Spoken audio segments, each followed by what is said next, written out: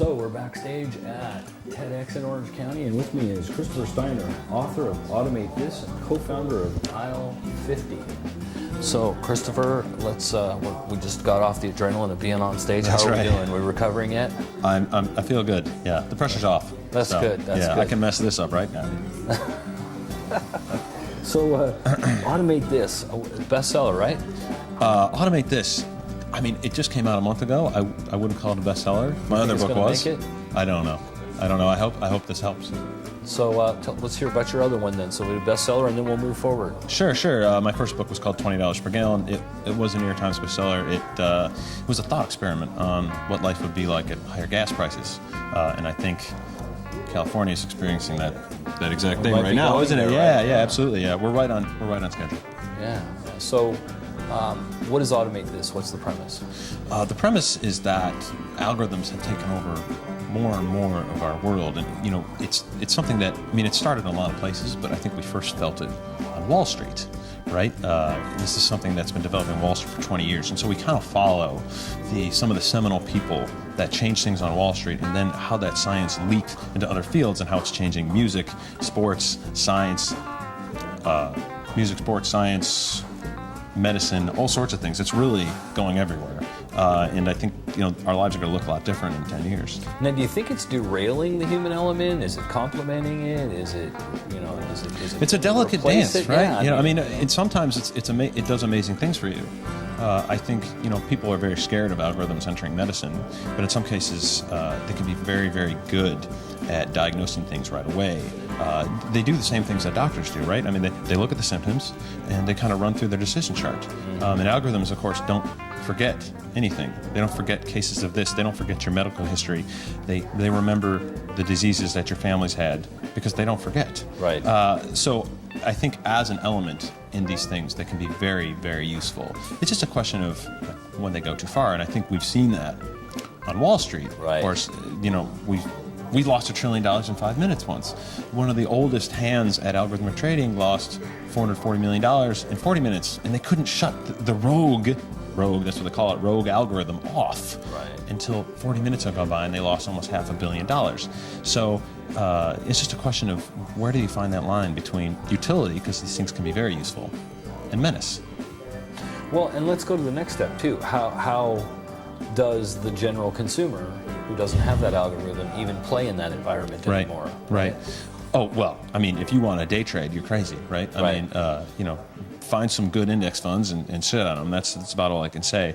But I will say, I mean, as far as Wall Street goes, there are algorithms out there searching for your index funds, looking to prey on them, looking to make money when your mutual fund makes a big trade. So it's really this war. It's an arms race of technology on Wall Street. But I do think we're going to see some regulation that could help in the next 2 or 3 years. And, like I said, not all automation on Wall Street's bad, right? I mean, it used to be 20 years ago, it was very difficult for a normal person to make a trade on the NYC or the NASDAQ, whatever it is. You had to call your broker, you had to pay somebody $50 or $100, and it was hard to get in and out of stuff. It took hours or days or whatever it was. Yep. If they were asleep, you could lose everything. Absolutely. Now you can sit down in your kitchen on your laptop and make a trade for $7. Yeah. That is great. Yeah. That is democratizing the markets. But you know what? We had that 10 years ago. So all the progress since then, you have to question what it's been for. Now, let me ask you this. As a tech security guy and as a former writer for some of the major tech people, one of my concerns has been the integrity of the system itself. And what are the possibilities of shenanigans going on in the background, and how real is the trading in the numbers? What's the potential for things going on in the background, and how much can we really rely on the system? On the trading system, well, it's a good question. I don't think anybody knows because nobody knew what was happening during the flash crash, which at this point was a year and a half ago. Actually, it was 2 years ago, where we did see the biggest drop the Dow's ever seen in one day, and it happened in 5 minutes. Right. I mean, everyone's like, well, that won't happen again. But actually, nobody's really making that statement declaratively because nobody really knows. Right. But I think for consumers, for normal people, the real interesting part of the story is they don't realize how often these things are used on them, right? And I don't mean in the stock market, I mean everywhere else. Just in life. In life, when it comes to advertising, when it comes to companies that review how they surf, and then how they surf on the web, and then how they're served ads, or what they buy in the store, and then what coupons they get, or what or how they're treated when they call up big company customer service lines.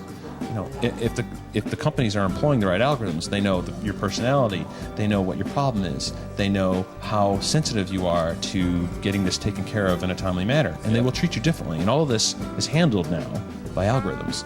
It's pretty incredible. It really is. It really is. I can say that I think advancements in technology are awesome things, but as you said, some people are frightened by some of these advancements, and I think that as long as there are some of us in the technology world that I think are also looking to find that balance, then I think we'll probably be okay, I guess is the way to put it. It's when we lose that and when people in the technology industry aren't interested in that balance, we might have to worry, right? Absolutely. So from the TEDx side of things, let me ask you this.